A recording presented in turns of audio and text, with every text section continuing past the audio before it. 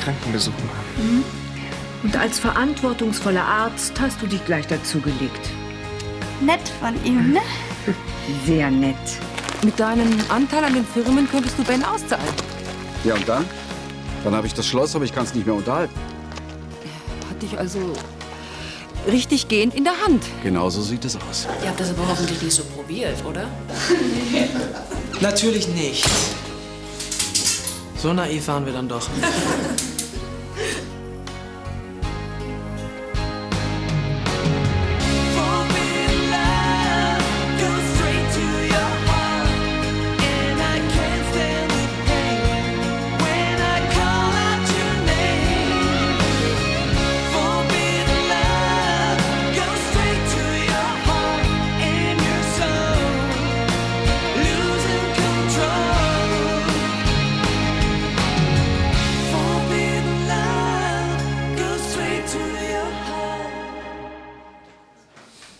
Was denn? Ihr habt hier echt eine eigene Streetball-Crew? Na klar, was dachtest du denn? Denkst du, wir sitzen hier die ganze Zeit nur rum und trinken irgendwie Gurkentee und jammern uns gegenseitig die Ohren voll? Naja, also um ehrlich zu sein, habe ich mir das schon irgendwie so vorgestellt. Tja, ich glaube, das denken leider viele. Sonst wäre es hier wesentlich voller.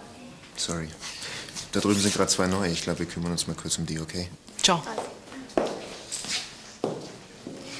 Wach doch mal. Wie wär's, wenn wir uns heute Nachmittag im Off-Limits treffen würden? Dann könnten wir noch ein bisschen reden. Gern. Also bis nachher dann. Ciao. Ciao. Na? Nette Leute hier. Finde ich auch. Ich bin froh, dass du nicht sauer bist. Wieso sollte ich sauer sein? Ich verstehe nur nicht, warum du so ein Geheimnis draus gemacht hast. Ja, tut mir leid, ich hätte dir was sagen müssen. Aber ich dachte mir, du regst dich ja doch nur auf. Ich mich aufregen? Wieso denn das? Naja, du magst es doch nicht, wenn sich alles um deine Krankheit dreht. Aber ich meine, die Typen hier scheinen ja mit dem Thema AIDS ganz gut umzugehen. Barbara, ich möchte wirklich alles tun, damit Friedenau nicht verkauft wird. Wir müssen verhindern, dass das Schloss in fremde Hände gerät. Das sollten Sie lieber Ihrem Mann erzählen. Ich fürchte, alleine kann ich da gar nichts ausrichten. Jetzt soll ich mein Glück versuchen. Wir müssen uns zusammen was einfallen lassen. Mein Gott, das schöne Anwesen. Es wäre doch wirklich schade, wenn wir hier alle ausziehen müssten. Es kann Ihnen doch ganz egal sein, ob Friedenau verkauft wird oder nicht. Sie sind ja hier nicht aufgewachsen. Nein, das nicht. Aber ich habe mich hier von Anfang an zu Hause gefühlt. Als ich das Schloss zum ersten Mal gesehen habe, da wusste ich ganz genau, hier willst du leben. Das ist Ihnen auch gelungen. Ich liebe Friedenau. Können Sie das denn nicht verstehen? Oh ja, ich verstehe das sehr gut. Vor allen Dingen, weil Christoph hier aufgewachsen ist und weil ich viele schöne Erinnerungen damit verbinde. Ja, sehen Sie. Und gerade deswegen müssen wir die beiden zur Vernunft bringen. Ja, das ist eine sehr schöne Idee, aber die hat leider einen Haken. Die beiden sind wahnsinnig stur. Das bin ich auch. Und gerade deswegen werde ich alles daran setzen, um Ben mit Christoph zusammenzubringen. Wie wär's mit heute Nachmittag? Was soll heute Nachmittag sein? Sie bringen Christoph zu uns und ich werde dafür sorgen, dass Ben auch da ist. Ihren Optimismus möchte ich gerne haben.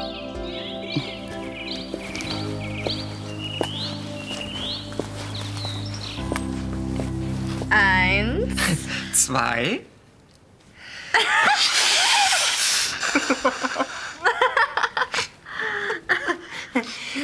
Der Nummer können wir auftreten. Ihr klingt ja schon wieder ganz munter. Wieso? Ich habe euch doch kichern gehört. Wir haben nicht gekichert. Nein, wir haben gelacht, weil Lachen ist die beste Medizin. Und? Hat's gewirkt?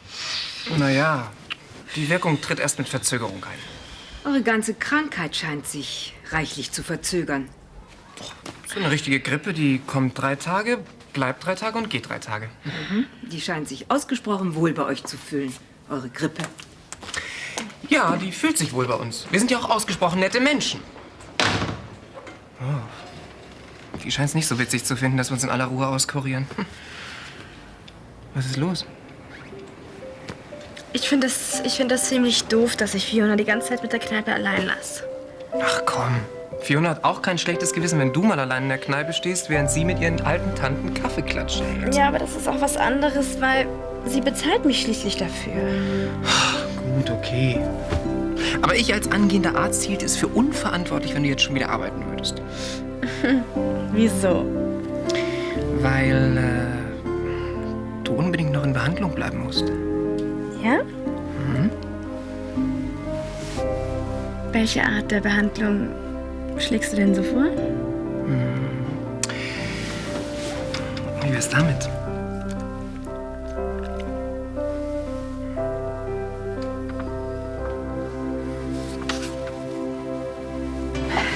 Hallo, Gina. Hallo. Sag mal, bist du ganz alleine? Ja, Sophie ist immer noch krank. Das dauert jetzt aber schon ganz schön lange. Und sie hat es auch nicht gerade eilig, wieder gesund zu werden. Was soll das denn heißen? Das soll heißen, dass sie lieber mit Gero im Bett liegt. Du meinst, die beiden liegen nur so zum Spaß da oben? Sieht fast so aus. Ich weiß nicht, wo mir hier der Kopf steht. Das ist aber nicht gerade nett von Sophie. Ich glaube, ich muss den beiden mal einen Krankenbesuch abstatten. Tu das. Aber vorher musst du mir helfen, ja? Hier, vielleicht kriegst du sie aus dem Bett. Und hier sind die Bestellungen. Okay. Kannst du mir bitte eine Kiste Wasser aus dem Keller holen? Aber mit dem größten Vergnügen. Danke. Noch 2 Bier, bitte? Ja.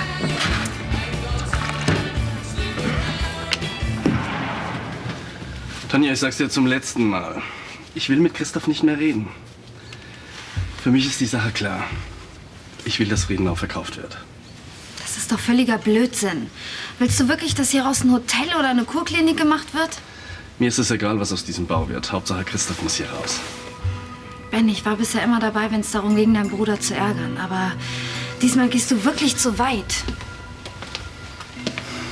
Dir geht es doch gar nicht um Christoph. Du willst doch bloß Friedenau nicht aufgeben. Was machst du überhaupt für einen Aufstand um diesen alten Schuppen?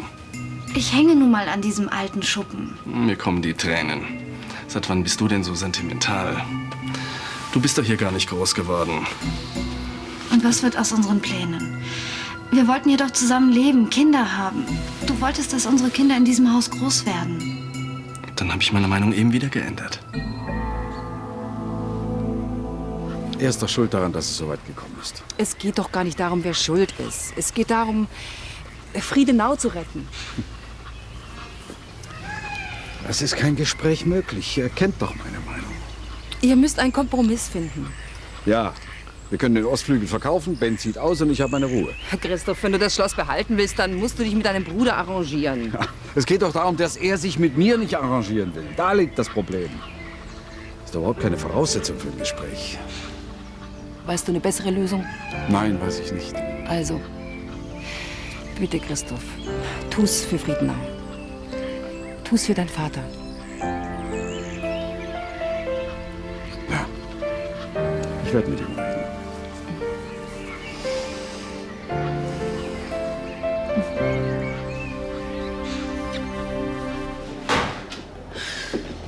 Ist da jemand?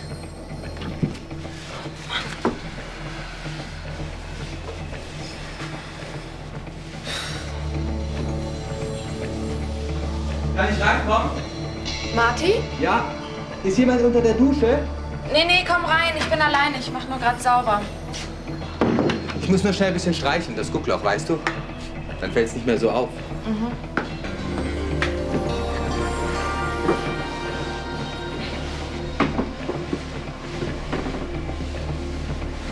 Und, geht's? Bin gleich fertig. Gut.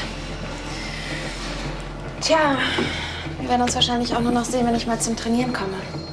Ach stimmt, Tim kommt wieder. Schade. Ja, ich würde auch gerne hier weiterarbeiten. Hast du Jan denn schon gefragt? Ich meine, vielleicht kann er noch jemand brauchen. Na, ich weiß nicht, ob er sich eine zweite Kraft leisten kann. Ach, das Studio, das läuft doch gut. Würdest du den Job denn auf Dauer mit der Schule geregelt kriegen? Das geht schon. Ich lerne eh immer nur abends. Naja, wenn du an deinen Abenden nichts Besseres zu tun hast. Tja, mein Freund ist zurzeit in München, falls du das meinst. Noch eine Schicht, dann ist fertig. Darf ich mal?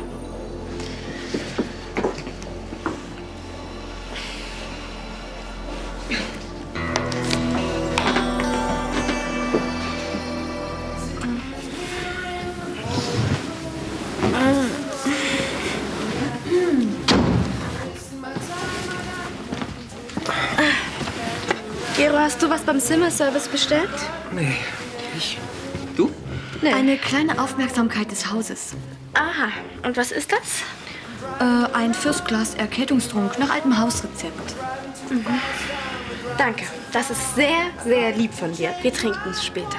Nix da, das wird gleich getrunken. Ihr wollt doch schließlich ganz schnell wieder gesund werden, oder? Ja, schon, aber... Na dann los, ich möchte die Gläser sowieso gleich wieder mit runternehmen. Der Betrieb unten wird schon nicht zusammenbrechen, wenn mal 2 Gläser fehlen. Na, also was da unten los ist, da wäre ich mir nicht so sicher. Also? Naja, wenn du dir schon die Mühe gemacht hast. Na, dann wollen wir mal nicht undankbar sein, ne?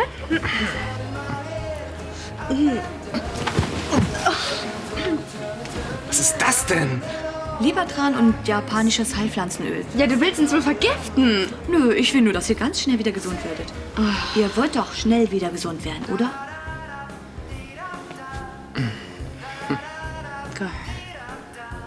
Ah. Na also, es geht doch, hm? Und das nächste Glas gibt es heute Abend.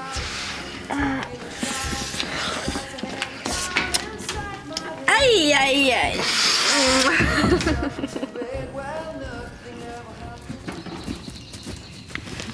Ben, Barbara und Christoph sind da. Bitte setzen Sie sich doch. Es fällt mir nicht leicht, den ersten Schritt zu tun. Ich bin gekommen, um mich mit dir auszusprechen, Ben. Ich möchte unseren Streit beenden, zumindest eine Lösung finden, mit der wir beide leben können. Vielleicht können wir so verhindern, dass wir Friedenau verlieren. Es handelt sich hier schließlich nicht um irgendeine Immobilie. Friedenau ist das Haus unserer Väter und Vorväter und somit für uns voller schöner Erinnerungen. Für dich mögen diese Erinnerungen schön sein. Was? Für dich hat dieses Schloss eine große Bedeutung. Für mich ist es nicht mehr als ein paar alte, bröckelnde Mauern, ein Haufen alter Steine. Das kann doch nicht dein Ernst sein. Doch, es ist mein voller Ernst. Friedenau bedeutet mir rein gar nichts. Aber du hast deine Kindheit hier verbracht. Deine Eltern sind hier begraben. Ist das nichts? Nein, und an meine Kindheit möchte ich lieber nicht erinnert werden. Aber wir haben doch hier wunderschöne Zeiten verlebt. Hast du das alles vergessen? Nein, das habe ich nicht. Ich habe zum Beispiel nicht vergessen, wie ich durch deine Schuld mal fast erfroren wäre. Was soll denn das jetzt? Warum fängst du mit dieser alten Geschichte an? Weil sie sehr bezeichnend für deinen Charakter ist. Aber bitte, wir brauchen auch nicht mehr miteinander zu reden. Du wolltest dich ja schließlich mit mir aussprechen. Meinetwegen können wir es auch lassen. Wenn es für dich nichts Wichtigeres gibt als dieser Kinderkram, dann können wir unser Gespräch beenden. Christoph, bitte. Ich hab's versucht. Es ist sinnlos. Ich gehe. Kannst du ja mitkommen.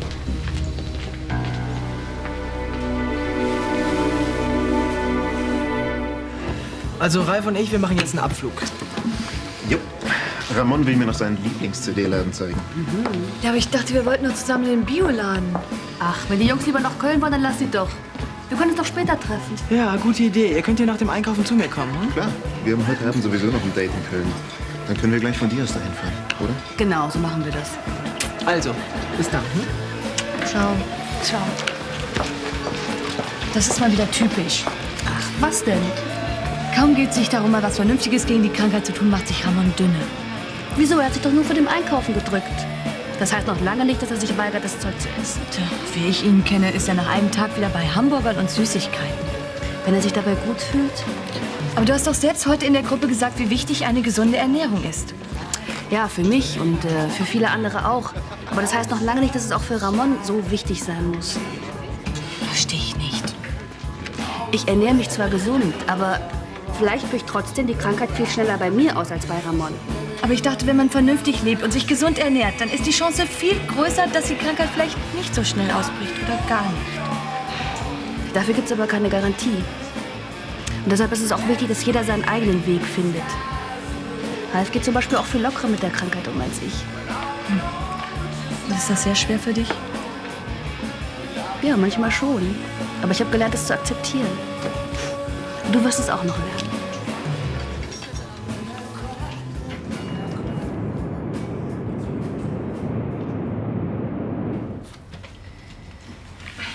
Jan,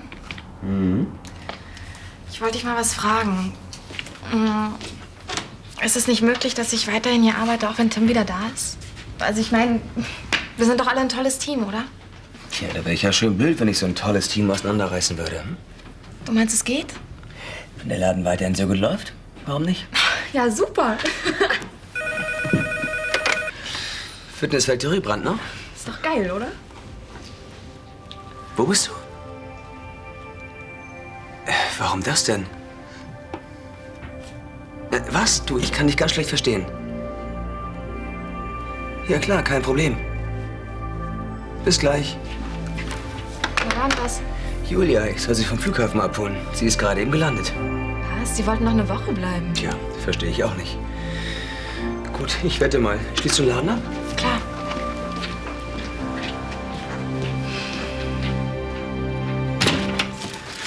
Wow, der Laden wäre echt klasse. Du, ich glaube, ich habe noch nie so eine gute Auswahl an Ostküstenrap gesehen wie da.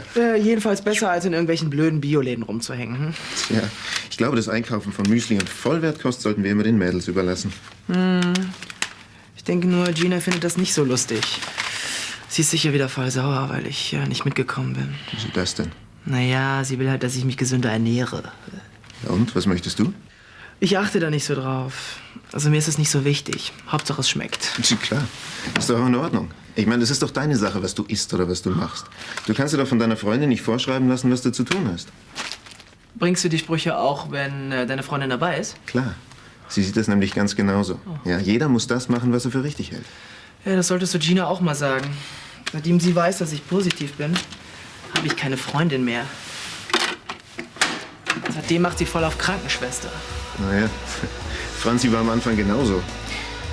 Sie ist ja selbst auch infiziert. Und sie hat genaue Vorstellungen darüber, wie sie damit umgehen will. Ja, und ich sollte das genauso machen wie sie. Das habe ich aber ganz schnell wieder ausgeredet. Kann ich mir denken. Sie hat immer wieder damit genervt. Ja? Aber irgendwann hat sie es gerafft, dass jeder damit selbst fertig werden muss. Und Gina wird das auch noch kapieren. Meinst du?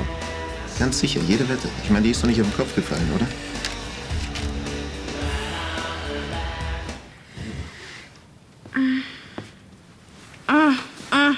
Nein, ich kann nicht. Ich kann einfach nicht in diese kalte, grausame Welt zurück. So schrecklich? Ja, ganz schrecklich. Tja, dann müssen wir wohl noch im Bett bleiben. So, jetzt kommt hier mal frischer Wind in die Bude. Fiona, das ist doch viel zu kalt. Wir bekommen einen Rückschlag. Ihr kriegt gleich noch ganz andere Schläge, wenn ihr nicht augenblicklich aufsteht. Los, raus da. Hier wird nicht mehr gefaulenzt. Aber Sophie war doch wirklich krank. Sie war, aber sie ist längst gesund und du auch. Los, und jetzt zieht euch an. Oder soll ich euch dabei auch noch helfen? Nein, das geht schon. Und von dir wär's ausgesprochen nett, wenn du vielleicht mal runter in die Kneipe kämst. Ich habe lange genug deine Vertretung gespielt. Nach Feierabend könnt ihr euch ja treffen. Ich komme gleich runter, ja.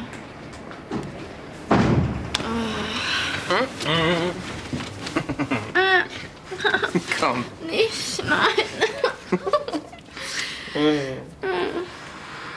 Probier den mal. Ist das etwa Vollkorn? Na gut. Hey, schmeckt gar nicht so schlecht. Magst du auch? Nee, danke. Ich stehe nicht so auf den Körnerfraß. Aber Franzi, kannst du damit bestimmt eine riesengroße Freude machen. Danke. Tja, ich glaube, wir müssen wohl so langsam. Schon? Ja, in einer halben Stunde sind wir verabredet. Dann lass uns mal. Ciao. Ich finde, so einen Einkaufsbummel können wir ruhig noch mal machen. Gerne, aber sind wir erstmal eingedeckt. Gut, ich bringe euch runter, ja? Nee, lass mal. Wir finden schon alleine raus. Echt? Okay, ciao. Ciao.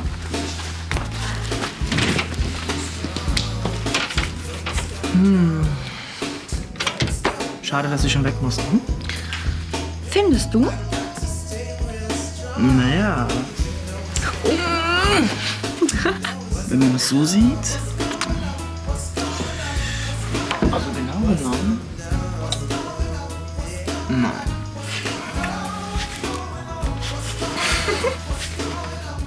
Was meinte eigentlich Ben damit, dass er beinahe deinetwegen erfroren wäre. Mein Gott, ich war jung, 15 etwa. Und bin damals mit Ben im Winter in den Wald gegangen. Deswegen erfriert man doch nicht gleich. Nein, natürlich nicht. Wir haben einen Spaziergang durch den Schnee gemacht. Ich wollte wieder nach Hause, aber Ben, stur wie er damals schon war, wollte eben nicht. Ja, heute könnte ich mich ohrfeigen, aber damals als 15-Jähriger hat man eben noch nicht so ein Verantwortungsbewusstsein. Du hast ihn allein draußen im Wald gelassen? Ja, das habe ich. Na ja, ich hatte eine Verabredung mit meiner Freundin.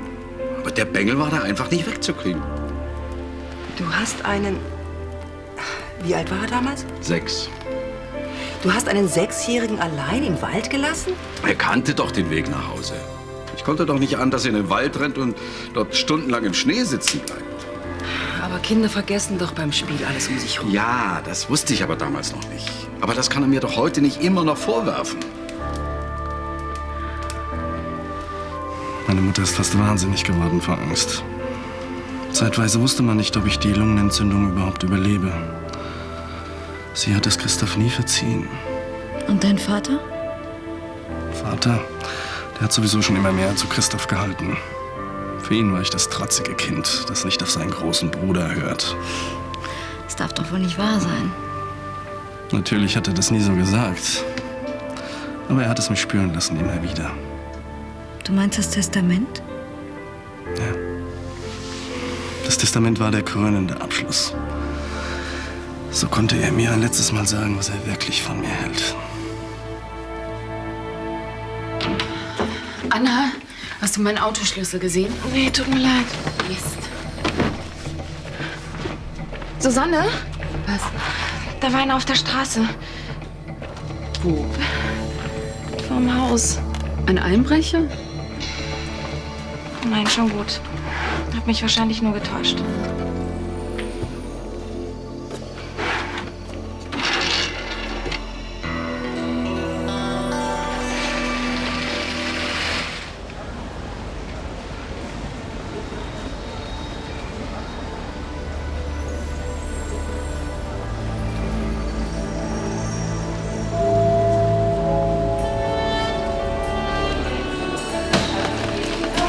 Entschuldigung, ich hab sie nicht. Jan. Julia. Und? Wie war der Flug? Der Flug war gut. Und der Rest? Erzähl ich dir später. Lass uns nach Hause gehen, okay? Okay. Dein Fuß sieht aber nicht sehr gut aus. Mein Fuß ist das geringste Problem. Was ist, worauf wartest du? Auf Tim. Wo steckt er? Ja, da kannst du lange warten. Ich bin allein zurückgegangen.